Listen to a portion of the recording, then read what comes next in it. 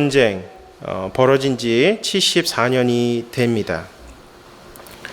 인간의 탐욕과 그릇된 야망으로 벌어진 이 전쟁으로 국군은 13만 7,899명, 부상자 45만 742명, 실종자를 포함해 약 62만 1,479명이며 유엔군 사망자는 4만 670명, 부상자 10만 4,280명, 실종자와 포로까지 15만 4,881명에 달한다고 합니다.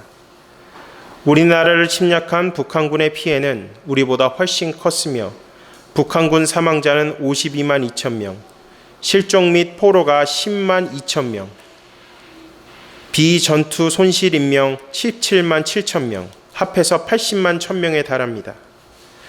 북한군을 도와 참전했던 중공군은 사망자 13만 8,600명, 부상자 79만 8,400명, 실종과 포로를 합해서 97만 2,600명, 민간인 사상자 300만을 합하면 사상자 규모가 490만 명, 거의 500만 명에 달하며 1,000만 명의 이상 가족을 낳은 끔찍한 전쟁이자 인류 역사상 유대인 학살에 버금가는 전쟁이었습니다.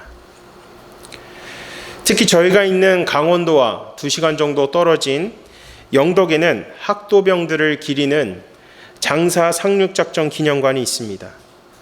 당시 전쟁에 참여했던 이 학도병들은 고등학생 신분이었습니다. 한창 미래를 꿈꾸며 학업을 쌓아야 할 나이에, 친구들과 좋은 추억을 쌓아야 할 나이에 대한민국을 수호하겠다는 일념하에 자신의 모든 목숨을 걸고 바쳐 임무를 완수했습니다. 지금도 이름도 없이 빛도 없이 조국을 싸우다가 전사한, 그리고 고국으로 돌아오지 못한 영웅들이 수천 명이나 됩니다. 우리 민족은 위기와 고난 속에서 더욱 강해지는 민족입니다. 대한민국을 다시 일으키겠다는 일념하에 모든 국민이 모두가 하나가 되어서 위기를 기회로 만들고 기회를 통하여 대한민국이 현재 글로벌적으로 큰 위상을 떨치는 나라가 되었습니다. 우리는 대한민국 국민이란 자긍심을 갖고 살아야 하는 것입니다. 저는 목회자로서 신앙적인 관점에서 대한민국은 고난과 어려움 가운데서도 위축되는 것이 아니라 하나님께 전적으로 의뢰하고 절실하게 기도로 부르짖었을 때 하나님께서 강성한 나라로 세워주셨음을 믿고 그렇게 생각합니다. 오늘 본문 말씀 속에 등장하는 복 있는 자의 삶이 이와 같다는 것입니다. 국가적으로, 개인적으로 어려움에 직면할 때 다른 것을 바라보지 않고 오직 하나님의 말씀을 붙잡고 기도할 때 하나님께서 그 길을 책임져 주시고 인도하신다는 것입니다. 저는 오늘 본문 말씀을 통해서 복 있는 자의 삶은 어떤 삶이어야 하는지 함께 살펴보길 원합니다. 첫 번째, 복 있는 자의 삶은 죄를 멀리하는 삶입니다. 본문 1절을 한 목소리로 읽겠습니다. 복 있는 사람은 악인들의 꾀를 따르지 아니하며 죄인들의 길에 서지 아니하며 오만한 자들의 자리에 앉지 아니하고. 복 있는 자의 삶은 죄를 멀리하는 삶입니다. 이 복이라는 단어를 살펴보면 두 가지의 의미가 있습니다. 첫 번째는 이 바라크라는 단어입니다. 이 바라크라는 단어는 하나님의 신적 권위에서 부어주시는 복이라는 것입니다. 우리의 인간적인 공로와 선행과는 상관없이 하나님께서 일방적으로 부어주시는 복을 뜻합니다. 이 복은 우리가 예수님을 믿음으로 주어진 은혜입니다. 받을 자격이 없는 우리에게 베풀어 주신 귀한 선물입니다. 자격이 없는 우리에게 주신 하나님의 이 구원의 축복은 바로 하나님의 무조건적인 사랑의 증거임을 믿으시기 바랍니다. 예수님을 믿음으로 구원받은 우리는 이 구속의 은혜가 우리의 삶 가운데 임했습니다. 이것이 하나님의 전적인 축복인 바라크입니다. 두 번째는 아사와르라는 단어입니다. 아사와르. 특별히 하나님께서 베푸시는 하나님의 복으로서 구약 성경에서는 약 44회 정도 사용되었습니다. 이 복은 하나님과의 그 친밀한 관계 가운데서 주시는 복입니다. 일방적으로 하나님께서 주시는 복이 아니라 우리가 이 시대를 살아가면서 하나님의 말씀을 따라 사는 자들에게 때에 따라 부어주시는 복이라는 것입니다. 우리가 믿음으로 인내하면서 끝까지 실족하지 않고 때마다 주시는 그 은혜를 구할 때 우리 하나님께서 주시는 축복이라는 것입니다. 오늘 말씀에 기록된 복은 아사와르, 이 아사와르를 뜻하는 것입니다. 1절 말씀을 보시면 복 있는 사람은 악인의 꾀를 따르지 아니하고 죄인들의 길에 서지 아니하며 오만한 자들의 자리에 앉지 아니하고. 자, 죄인들의 길을 따라가지 않고 악인들의 꾀를 쫓지 않고 오만한 자리에 앉지 않기 위해서는 우리가 어떻게 해야 됩니까? 하나님과의 친밀한 관계를 통해서 그 안에서 부으시는 그 하나님의 능력이 임해야만 그 모든 유혹의 자리를 이겨낼 수 있는 것입니다. 그래서 아사와르라는 뜻이 오늘 시편 1편에서 6절까지의 말씀에 해당되는 것입니다. 세상과 타협하지 않는 구별된 삶임을 뜻합니다.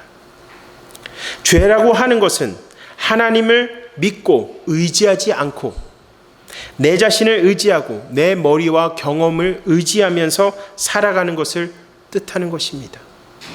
하나님을 내 삶의 주인으로 받아들이지 않고 내 삶의 주인은 나라는 교만함을 갖고 사는 것이 죄라는 것입니다. 근데 이 죄의 결과는 고난과 시련 가운데 고립되어서 헤어나지 못하는 것입니다. 복 있는 자의 기준은 아주 명확하게 오늘 시편 기자가 말씀하고 있습니다. 복 있는 자, 그 복 있는 자는 하나님의 말씀을 주야로 묵상하고 사모하는 자입니다.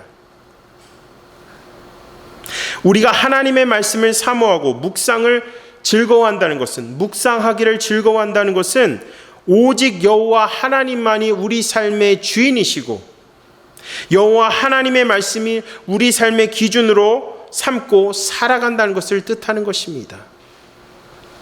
더 나아가 마지막으로 전지전능하신 그 하나님만을 믿으며 살겠노라는 믿음의 결단입니다. 하나님의 말씀대로 사는 자의 삶은 죄를 멀리하게 되어 있습니다. 죄를 멀리하고 하나님의 은혜를 가까이 합니다. 근데 반면 1절 말씀 후반부를 보시면 악인들의 꾀를 쫓지 아니한다. 이 뜻은 하나님의 말씀을 기준으로 삼고 사는 자들은 이 악인들의 꾀를 분별한다는 것입니다. 이것이 아사와라 하나님의 복이라는 것입니다. 복이라는 것은 하나님과의 친밀한 교제 가운데서 하나님이 보시는 그 지혜와 명철이 있기 때문에 옳고 그름을 분별하면서 살아갈 수 있는 능력이 우리에게 주어진다는 것입니다. 이 악인들은 어떤 사람들입니까? 하나님의 말씀을 자신들의 삶의 규범으로 삼지 않고 자신의 생각과 감정, 탐욕에 이끌려 사는 자들입니다. 그리고 죄인들의 자리, 이 죄라는 것은 어떤 것을 뜻할까요? 두 가지가 있습니다. 한 가지는 에덴 동산에서의 인간의 전적인 타락으로 지은 원죄와 태어난 인간들이 하나님을 대적하는 인간의 죄성을 말하는 것입니다. 본문 2절은 말씀합니다.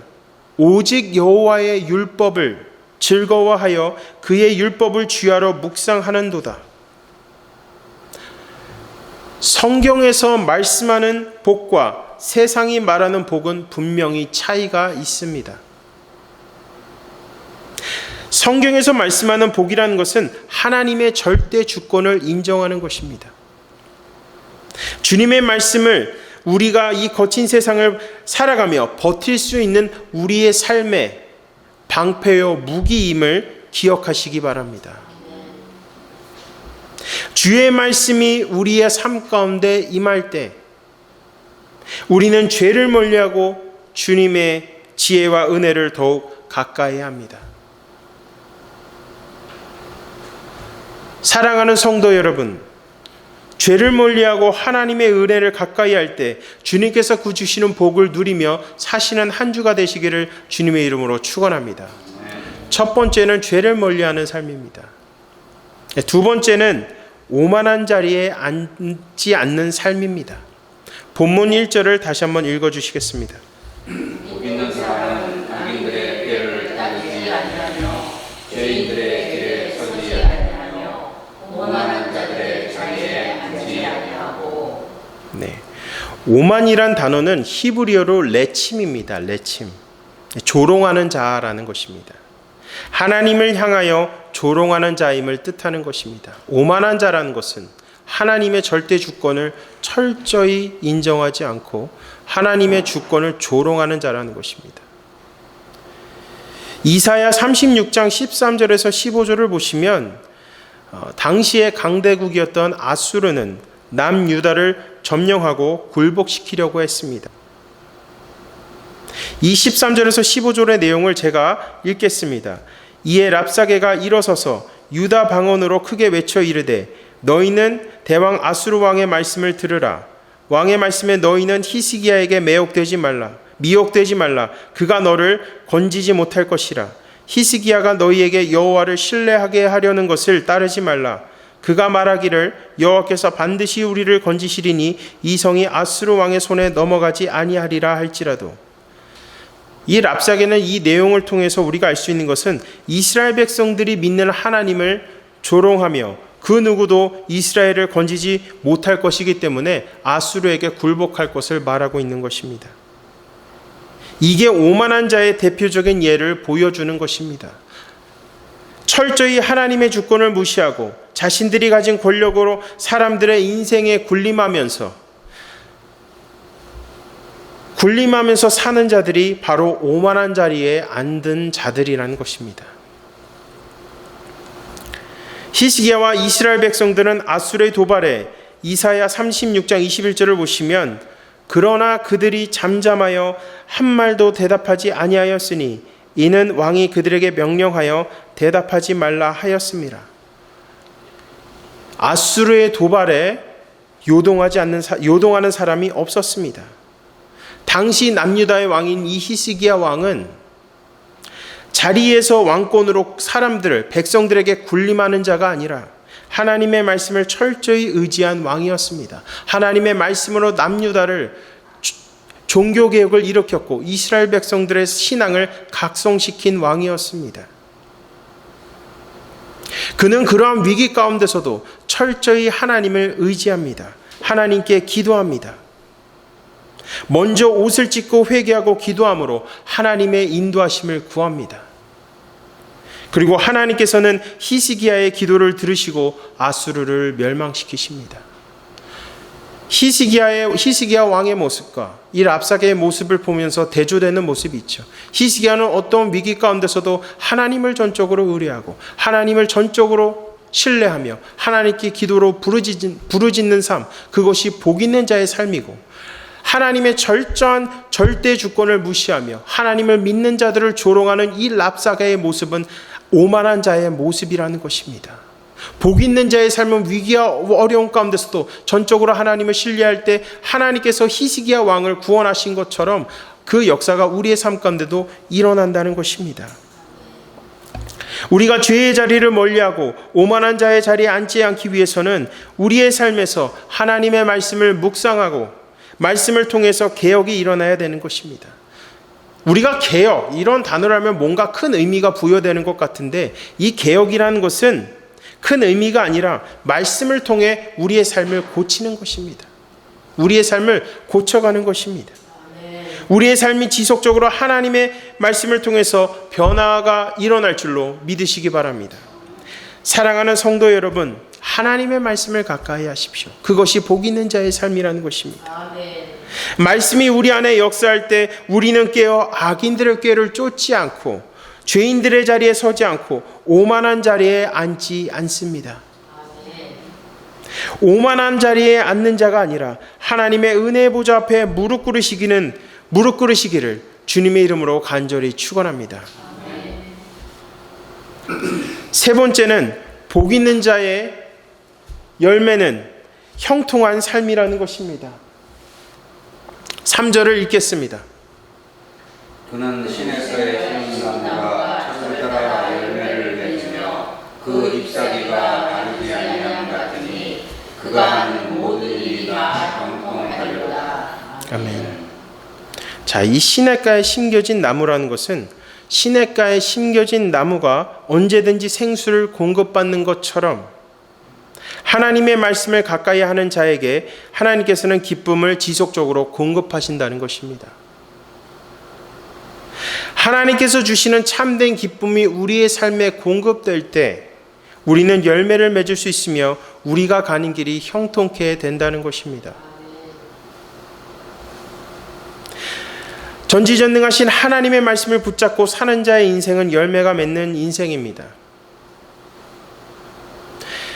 복이라는 것을 우리 삶 속에서 규정한다면 우리가 단순히 그 복만을 구하는 것이 아니라 이 복이라는 것은 우리가 어려움을 당할 때에도 그 어려움을 극복할 수 있는 지혜를 주시고 시행착오 가운데서 우리에게 귀한 교훈과 가르침을 주심으로 우리의 신앙을 성숙하게 합니다.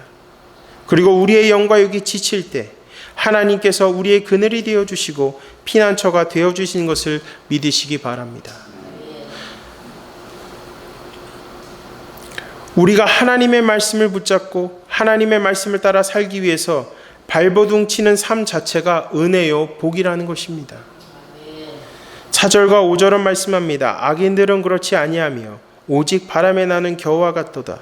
그러므로 악인들은 심판을 견디지 못하며 죄인들이 의인들의 모임에 들지 못하리라. 이 말씀처럼 악인은 자기의 꾀에 넘어질 수밖에 없습니다. 하나님을 떠나서 사는 삶은 영원한 축복을 누릴 수 없습니다. 이런 찬양이 있습니다. 주의 집에 거하는 자 항상 주 찬송하리. 시온의 대로가 있고 힘 얻는 자 복이 있네. 우리 구주 예수 그리스도를 믿음으로 주의 집에 거하는 자의 인생을 살 줄로 믿으시기 바랍니다. 주의 집에 거하는 우리의 삶은 매 순간 주님을 찬송하며 우리를 시온의 대로로 인도하신다는 것입니다. 오늘 본문 말씀을 통해서 하나님께서 세우신 복 있는 자의 삶은 명확하다고 제가 말씀드렸습니다.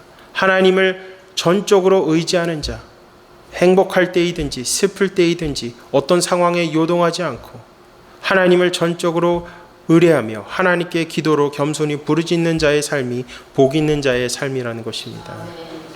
저는 서론에서 6.25 전쟁으로 오늘 말씀을 시작했습니다.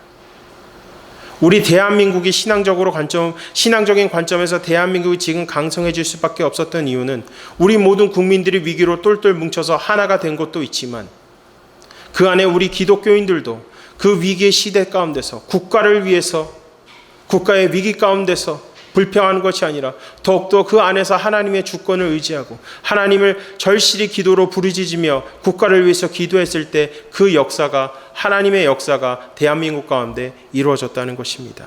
그것이 복 있는 자의 삶이고 복을 받는 나라라는 것을 믿으시기 바랍니다. 사랑하는 성도 여러분, 우리는 또 한 주를 시작합니다. 여러분은 복 있는 자의 삶을 살기를 원하십니까? 그렇다면 하나님의 말씀 가운데 거하며 기도의 삶을 늦추지 않기를 주님의 이름으로 간절히 축원합니다. 다 같이 기도하시겠습니다.